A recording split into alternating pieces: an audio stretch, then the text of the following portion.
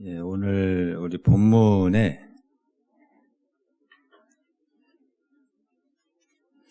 그 41절부터 한번 보겠습니다. 그 야이로라는 회당장이 와서 예수의 발 앞에 엎드려서 그 자기 집에 오시기를 간구하죠. 이유가 뭐죠? 딸이 하나 있는 딸인데 죽어갑니다. 근데 이제 가다가 49절에 보시면 딸이 어떻게 됐어요? 죽었나이다. 42절에는 죽어감이라고 그랬는데 여기 죽었나이다 이렇게 얘기를 합니다. 그런데 예수님 뭐라 그래요? 52절에 죽은 것이 아니라 잔다. 그랬더니 사람들이 그 53절에 비웃더라 얘기를 합니다. 왜 비웃어요? 이제 가능성이 없기 때문에 비웃죠. 근데 잔다고 하니까 상황이 종료된 거거든요. 우리가 이제 보통 기도하는 것을 보면 한계 상황에는 기도를 해요. 아직 가능성이 1%라도 남아있으면 이제 기도하죠. 왜냐하면 하나님이 이렇게 아직 가능성이 있을 때 조금 도와주시면 하나님 도와주면 될 것 같으니까 이제 매달리죠. 근데 지금은 한계 상황이 아니라 어때요? 상황이 종료된 거예요. 그러니까 이거는 1%의 가능성, 0.1%의 가능성도 없어요. 죽어가나이다가 아니라 죽었습니다. 죽었나이다. 죽은 거예요. 상황이 종료된 거죠. 근데 예수님이 뭐 잔다고 하니까 비웃는 거죠. 하나님 믿어도 소용없어 이런 거죠. 49절에 더 괴롭게 하지 말아라. 이 선생님은 예수님을 괴롭게 하지 말아라. 매달릴 필요 없다. 예수님도 못한다. 이런 거죠. 왜냐하면 상황이 끝났기 때문에. 근데 54절에서 55절 보니까 어때요? 54절에 아이야 일어나라. 아이의 손을 잡고 예수님께서 일어나라 하니까 그 영이 돌아와서 55절에 아이가 일어납니다. 그랬더니 이제 55절에 56절에 뭐예요? 이제 놀라운 다 놀리고 엄청 놀란 거죠. 이거는 뭐 그냥 말로 놀란다고 표현했지 이거는 뭐 어떻게 형용할 수 없을 만큼 진짜 놀란 거죠. 근데 이거보다 더 큰 사건이 있잖아요. 나사로는 무덤 속에 들어간 지 3일이 됐어요. 냄새가 난대요. 지금 상황이 종료됐을 뿐만이 아니라 이건 끝난 거잖아요. 이거 뭘 무덤에 갇힌 사람을. 근데 예수님이 나오라고 하잖아요. 죽은 나사로를 향해서 나사로 나오라고 그러니까 다시 살아나고. 베드로도 밤이 맞도록 수고했는데 얻은 것이 없어요. 그래서 이제 다 정리하고 집에 가려고 그랬어요. 그 내용을 보면 상황이 끝났다는 거죠. 상황 종료. 근데 예수님이 말씀하시죠. 그래서 그 말씀 의지해서 한 번 더 하죠. 그랬더니 분명히 끝났어요. 상황이 종료됐는데 거기서 새로운 부흥이 일어나고 새로운 시작이 일어나는 거죠. 그게 이제 부활 신앙이라고 하는 거죠. 예수님은 부활하셨잖아요. 그래서 예수님이 계신 곳에는 이제 끝났다는 건 상황 종료라는 건데 거기서 이제 새로운 시작이 56절의 말씀처럼 우리가 놀라는 일들이 예수님이 계신 곳에는 그런 시작이 일어난다라는 것이죠. 그 캘리포니아 해안에서 일어난 일인데 엄청난 태풍이 분 후에 없던 큰 돌덩어리가 바위덩어리가 해안도로 옆에 생긴 거예요.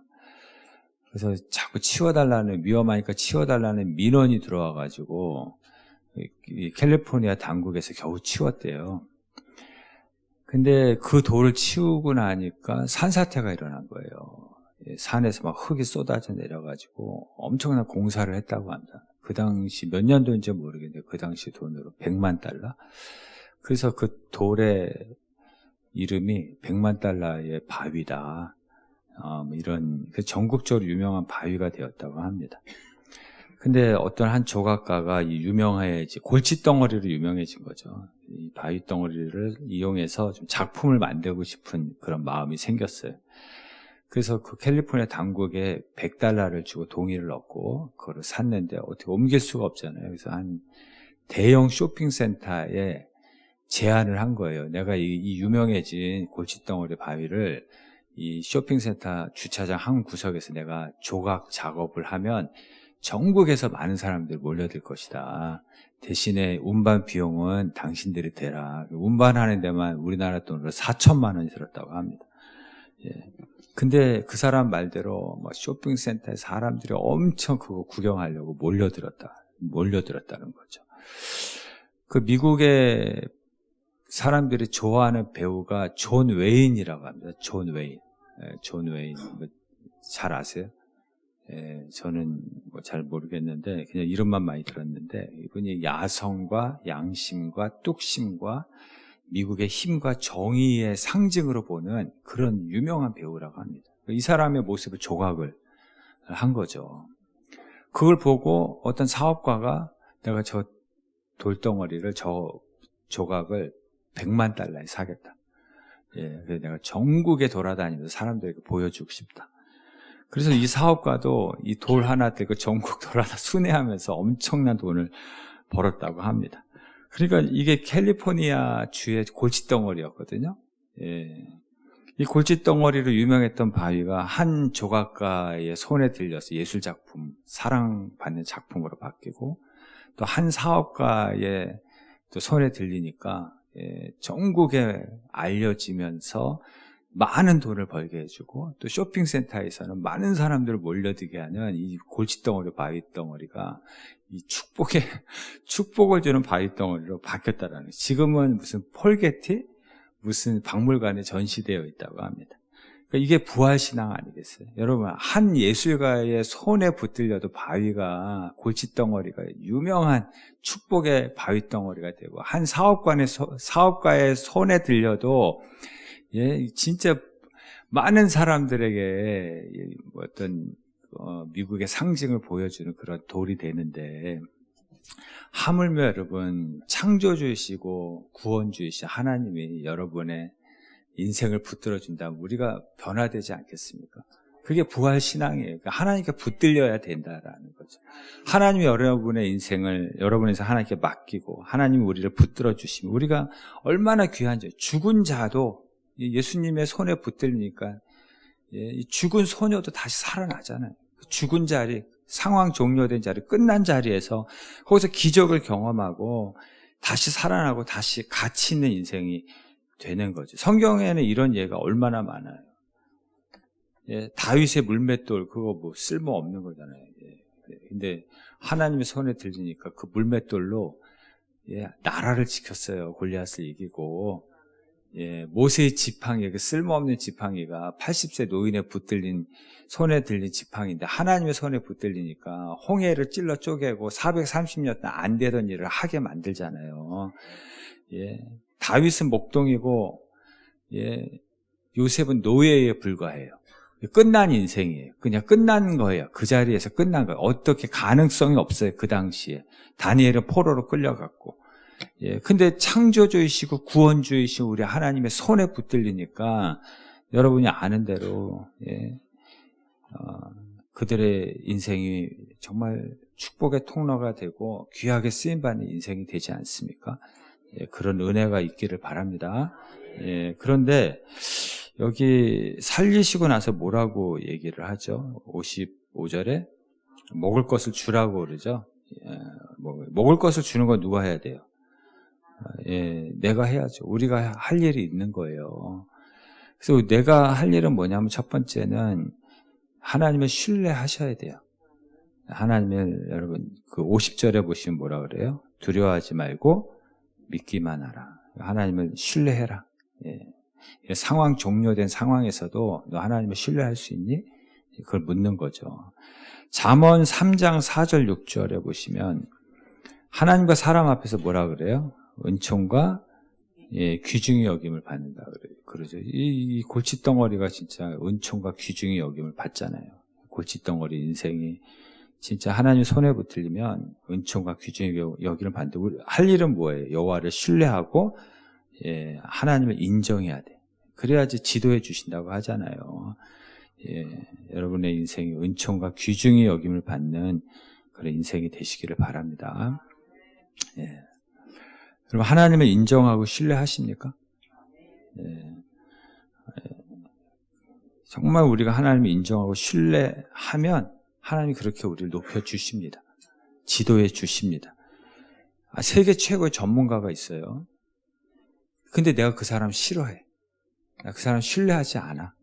나 그 사람 인정하지 않아. 그러면 그 사람이 저한테 할 수 있는 게 아무것도 없어요. 자기가 세계 최고면 뭐 하겠어요? 내가 그 사람 인정하지 않고, 내가 그 사람 신뢰하지 않는데, 그 사람이 나한테 무슨 영향을 미칠 수 있겠어요? 아무것도 못해요, 나한테요. 일타 강사가 이야기해도 내가 인정하고 수용하지 않으면, 신뢰하지 않으면 빵점이에요, 빵점. 받아들이지 못하니까. 창조주시고 전능하신 하나님이 막 역사하시고 여러분 도와주고 싶어도 여러분의 하나님을 인정하지 않고 신뢰하지 않고 하나님보다 내가 다 판단해서 알아서 하고 내 생각과 맞지 않으면 그냥 하나님 손 놔버리고 그냥 내 갈 길 가고 그러면 하나님 아무리 창조주시고 전능자시라도 나에게 할 수 있는 것이 아무것도 없어요. 근데 혹시 우리가 그렇게 신앙생활을 하고 있지 않는지는 한번 생각을 해봐야 하는 거죠. 여러분 축구 배우는 아이들은 예를 들면 손흥민한테 배우고 싶겠죠. 근데 축구를 배워도 어떤 애는 손흥민 너무 싫어해. 손흥민이 가르쳐 주겠대요. 내가 공짜로 가르쳐 주겠다. 근데 너무 싫어해. 그러면 손흥민이 그 아이에게 아무 쓸데가 없어요. 우리가 아사다마오 별로 안 좋아하죠. 좋아해요. 또 소트니코바도 별로 안 좋아하잖아요. 근데 그 아사다마오도 내막을 알면은 아버지가 호스트파 출신이고 어머니도 화류계 출신이라고 합니다. 그런 상황에서 자란 거예요. 그리고 그런 상황에서 운동하고 그리고 올림픽 나가기 전에 어머니가 간 이식 수술을 해야 됐대요. 근데 자기가 하겠다고 하는데 어머니가 말렸다 그러더라고요. 운동선수니까. 여러분, 나이가 몇 살인 줄 아세요? 그 당시에? 20살. 잘 큰 거 아니에요? 사실은 미워할 게 아니라 존경할 만한 애예요, 사실은. 20살에 그 정도 커졌으면 진짜 얼마나 소트니코바도 그 당시 17살인데, 동생이 얼굴이 G형이야. 그래서 금메달 따야지 동생 수술시켜줄 수 있다는 거예요. 훌륭하지 않습니까? 17살인데, 근데 우리는 김연아 때문에 엄청 미워해. 그러니까 여러분, 우리가 아사다 마오를, 신뢰하고, 인정하면 그 밑에서도 금메달이 나올 수 있고요. 아무리 김연아를 하더라도 그 사람 싫어하면, 인정하지 않으면 그 밑에서 메달이 나올 수가 없어요. 노메달이에요, 노메달. 그러니까 얼마나 내가 신뢰하고 내가 얼마나 인정하느냐에 따라서 그 밑에서 은총과 귀중의 여김을 받을 수도 있고 아무리 위대한 사람도 아무런 영향력을 미칠 수 없을 수도 있다라는 거예요. 사울은 어때요? 사울은 하나님 신뢰하지 않잖아요. 그러니까 무당 찾아가고 궁합 보고 점 보고 굿하고 맨날 오늘의 운세나 쳐다보고 있고 성경은 안 보고 예배를 계속 멀리하고 근데 하나님을 인정하지 않고 신뢰하지 않는데 전능하신 하나님이라도 여러분에게 어떻게 영향을 미쳐요? 여러분은 어떻게 도와줘요? 내가 인정하지 않고 신뢰하지 않는데 어떻게 은총을 주고 귀중히 여김을 받는 여러분의 인생을 어떻게 높일 수 있냐는 거죠. 한번 잘 생각해 보세요. 내가 정말 하나님을 한계 상황에서도 상황이 종료된 상황에서도 정말 하나님을 신뢰하고 믿고 나아가는지. 그래서 하나님은 이제 우리 신앙이 골수가 있고 나이롱이 있잖아요. 골수가 뭐예요? 요셉 골수 아니에요? 요셉. 다니엘도 골수죠. 그냥 끝까지 신뢰하겠다는 거예요. 나 죽어도 하나님 신뢰하겠다는 거죠. 그리고 하나님 지도하시잖아요. 끝난 자리에서 그들의 인생을 은총과 귀중히 여김을 받도록 그를 높여주지 않습니까? 그 신앙이 또 정병이 있고 용병이 있다고 그랬잖아요. 용병은 자기 이익을 따라서 로마가 망한 게 용병이 많아서 망한 거예요. 용병은 한계 상황이 오면 다 도망가는 거예요. 왜냐하면 자기 이익 때문에 온 거거든요. 자기 이익을 위해서 싸우니까 위험한 상황이 오면 다 가요. 정병은 진짜 사랑하는 거예요. 자기 이익이 아니에요. 거기에 목숨을 거는 거거든요. 그래서 우리가 교회 안에 골수 신앙이 많고 정병들이 많아야 돼요. 하나님은 정병하고 동역해요. 하나님을 신뢰하는 골수들하고 같이 일하시고 하나님의 역사를 나타내시는 거지. 롯을 보세요. 한계 상황이 오니까 자기 욕심 따라 가잖아요. 나이롱으로 판명이 돼. 나이롱하고는 같이 일하지 않아요. 하나님을 신뢰해야지 하나님이 일하실 거 아니에요. 한계 상황이 오고 내 생각하고 다르면 손 놓아버리는데 어떻게 하나님이 그 사람을 같이 일할 수 있겠냐라는 거죠. 여러분 하나님 끝까지 신뢰하시는 여러분 되시기를 바랍니다.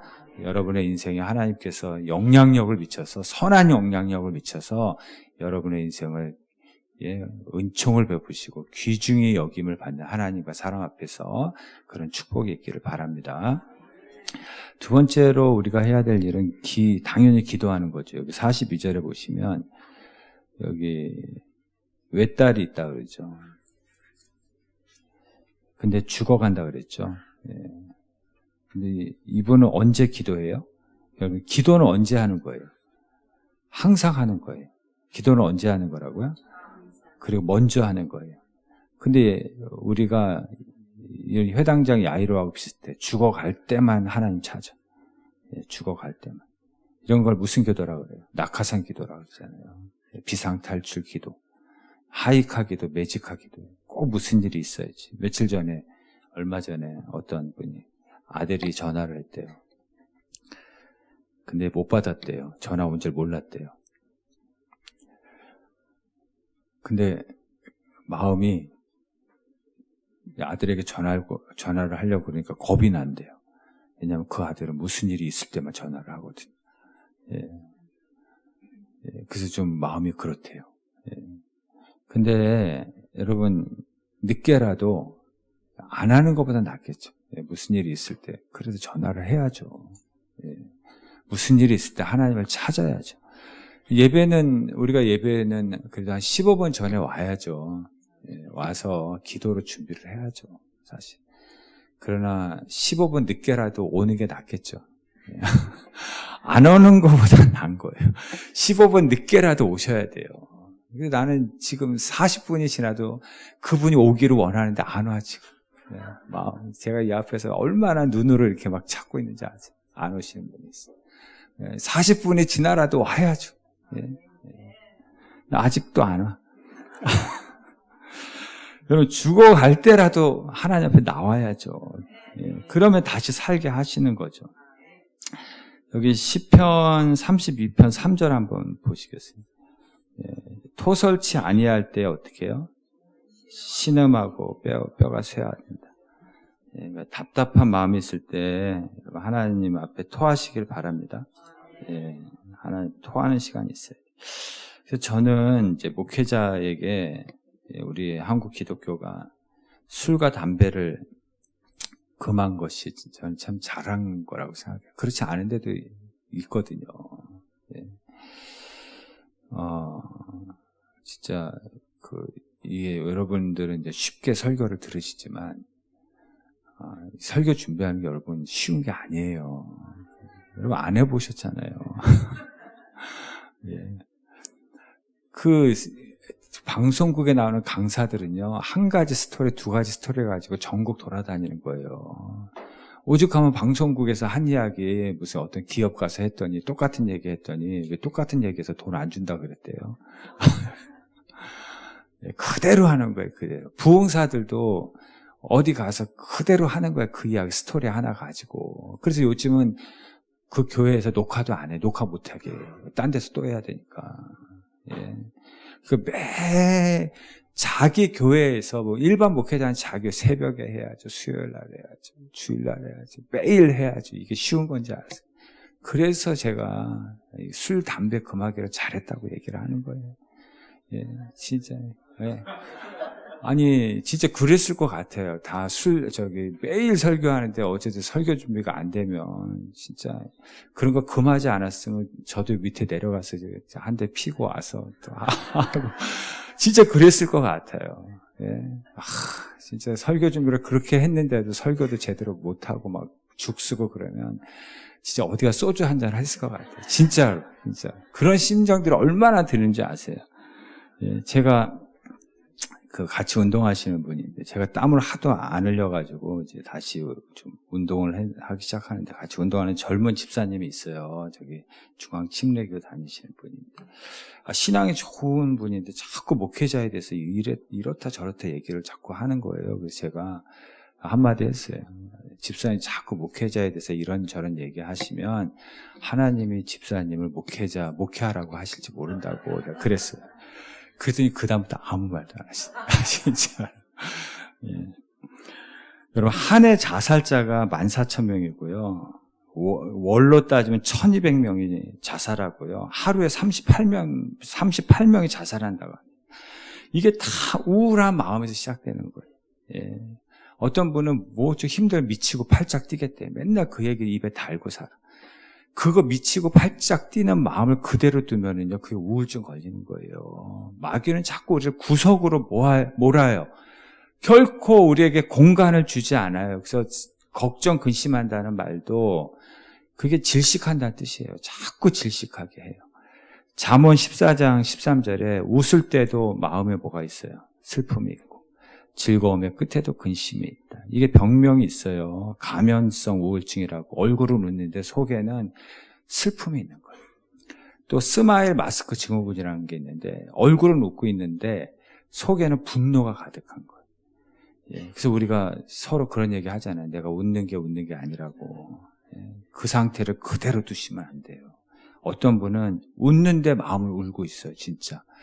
막 웃고 있는데 눈에 눈물이 고여 있어요. 그거 그대로 두시면 안 된다니까요. 그거 다 토해내야 돼요. 하나님 앞에. 여기 시편 143편 3절 4절에 나로 죽은 지 오랜 자같이 나를 암흑 속에 두었고 내 심령이 속에서 상하며 내 속에서 참담하나이다.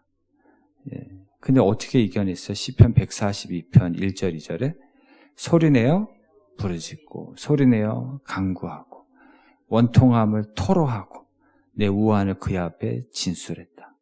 그래서 고난을 이겨내는 거, 토하는 시간이 있어야 돼요. 그래서 우리 아까 찬송했잖아요. 주 예수께 조용히 내 마음을 쏟아놓는 시간이 있어야 돼요. 토하는 시간이 있어야 돼요. 한나처럼 통곡하며 기도하는 시간이 있어야 한다라는 거죠. 그래야지 치유가 되고 회복이 되고, 또 하나님이 영향력을 미쳐서 여러분의 인생을 높여주시고 귀중히 여김을 받게 하신다라는 거죠. 제발 술로 토하지 마세요. 담배를 토하지 말고 마약으로 하지 말고 이런 거 다 공갈이라고 그랬잖아요. 공갈적곡지라고 그랬잖아요. 그게 다 진통제고요. 마취제예요. 그때뿐이에요. 그게 계속 반복되면 계속해서 내 인생을 더 약하게 만들어. 내 인생을 점점 망가뜨리는 거예요. 하나님 앞에 감정으로 토하든지 눈물로 토하든지 소리로 토하든지 항상 토하는 시간이 있어야 돼요. 할렐루야. 그러면 이 토하는 시간이 있어야 되는데 근데 우리는 기도 안 하잖아요. 근데 왜 기도를 안 하세요? 옆 사람에게 한번 물어보세요. 왜 기도 안 하시냐? 왜 기도를 안 하시냐?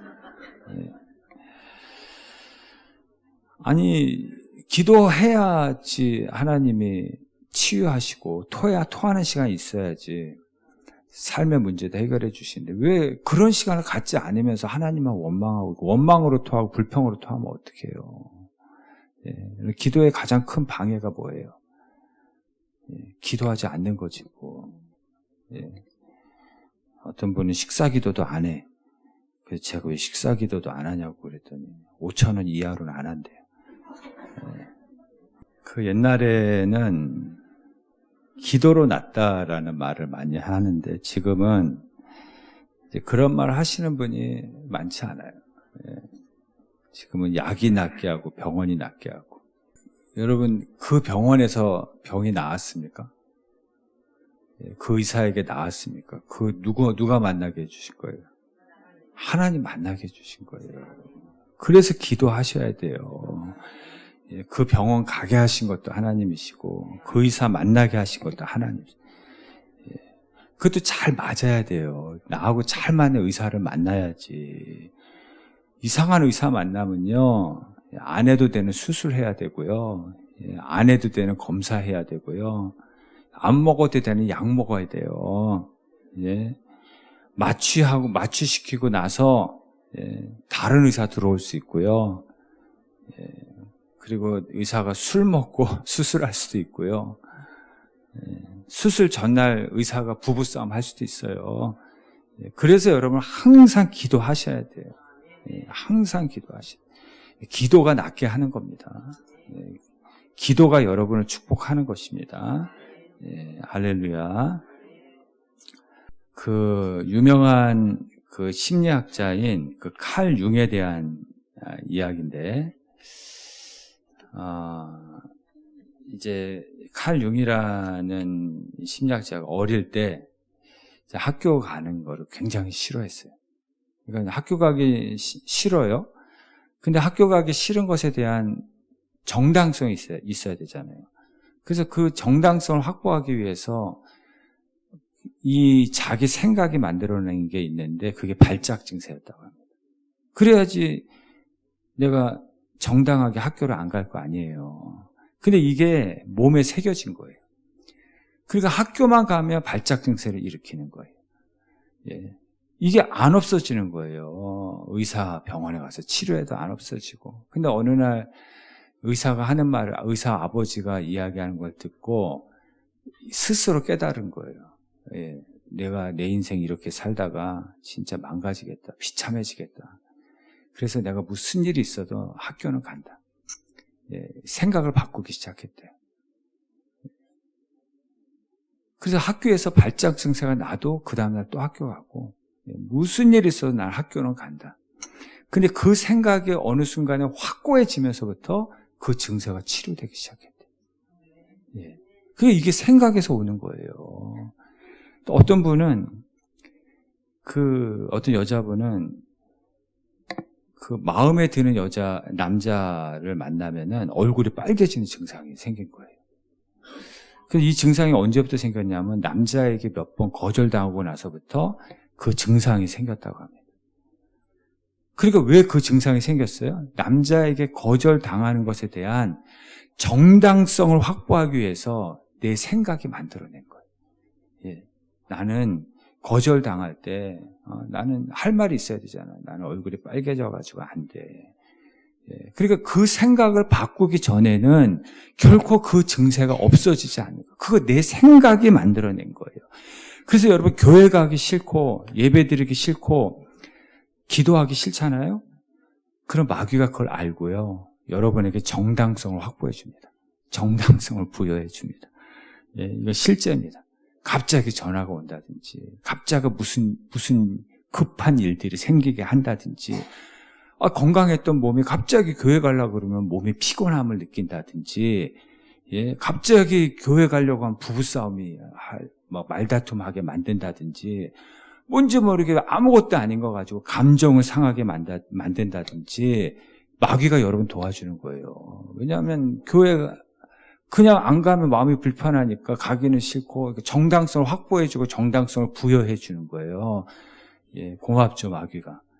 예, 할 말을 만들어주는 거예요. 그러니까 내가 그 생각을 바꾸기 전에는 그 증세는 계속 나타나는 거예요. 예, 이게 확실한 거예요. 나는 그래도 난 말다툼에도 가고 부부싸움에도 나는 가고 몸이 피곤해도 가고 갑자기 급한 일이 있어도 난 예배는 드리고, 이 생각이 확고해지잖아요. 그 증세 없어집니다. 예, 반드시 없어집니다. 그거 내 생각이 만들어내는 거예요, 현실을. 예, 마귀가 얼마나 좋아하겠어요.